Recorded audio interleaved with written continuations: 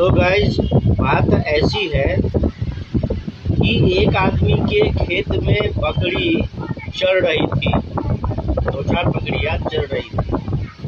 खेत में धान लगा हुआ था, तो वह सोशल मीडिया के माध्यम से अपनी समस्या को बता रहे थे कि देखिए भाई साहब, यह जो संविधान को पूजने वाले लोग जो कहते हैं हम संविधान के पुजारी हैं, हमने संविधान बनाया है, आप संविधान ने हमें अधिकार दिया है, नहीं तो 5000 वर्षों तक हमको कोई पानी नहीं पीने दिया था। ये उन्हीं लोगों का बकरी है, और अगर इस बकरी को हम भगाते हैं तो इस पर भी हमारे ऊपर कार्रवाई हो जाएगी।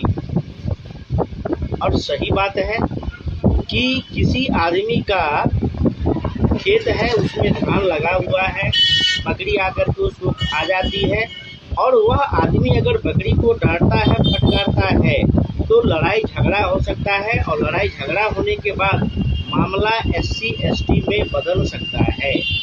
और आप लोगों को पता है कि SC/ST का केस कितना खतरनाक है।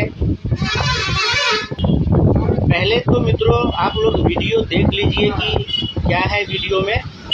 हाँ तो भैया हई बकरी लोग के देख लो, देखा दो तारी बकरी लोग के धान चरत तारी सनु।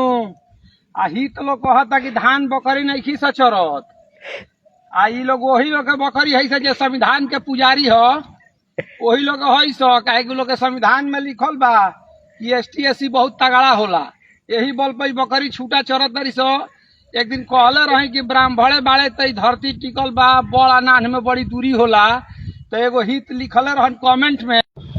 दो बातें हैं मित्रों, एक तो जो वोट बैंक की राजनीति करता है, तुष्टीकरण की राजनीति करता है, अपने आप को दलितों का मसीहा, दलितों का हितैषी बताता है, ऐसे नेताओं ने मिल करके समाज में एक ऐसा माहौल बना दिया है कि छोटी छोटी बातों पर SC/ST एक्ट में मुकदमा करवा दिया जाता है।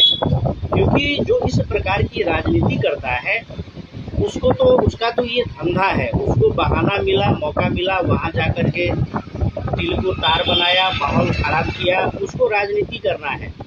तो जो भोले भाले लोग होते हैं उसको भी भड़काया जाता है कि अरे तुम्हारे बकरी को मार दिया, तुम्हारे बकरी को डांट दिया, तुमको डांट दिया, बकरी ने थोड़ा सा धान ही खा लिया तो क्या हुआ, यह तो अन्याय है, अत्याचार है, इस पर SC/ST एक्ट में मुकदमा दर्ज कर दो। लेकिन भाई साहब किसी का धान नुकसान हो रहा है, और वही बात है कि नेता लोग माहौल खराब करता है, सारे लोग ऐसे नहीं होते। और आजकल क्या है, तो कुछ लोगों को थोड़ी सी बुद्धिमानी आ गई है, इन ऐसे दलित हितैषी नेताओं के साथ रहते रहते, तो उनको दो बात का मौका मिल गया है। एक कि ब्लैकमेल करो, कोई सवर्ण है, OBC है, उसको भी OBC को भी पीड़ित के रूप में हम लोग देखते हैं SC/ST एक्ट के कारण।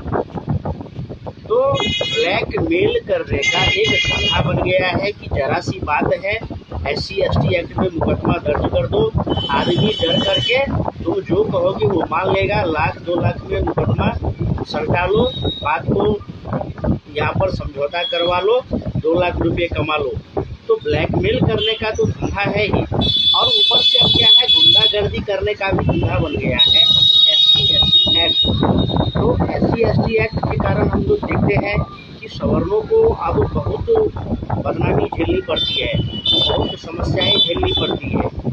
सही बात है, एक तो किसी का, मान लीजिए मेरा ही खेत है, मेरे खेत में से किसी ने धान काट लिया, उसको 2 थप्पड़ मारे, वो चला गया थाने और SC/ST एक्ट में मुकदमा दर्ज कर दिया। और लाखों ऐसी घटनाएं हैं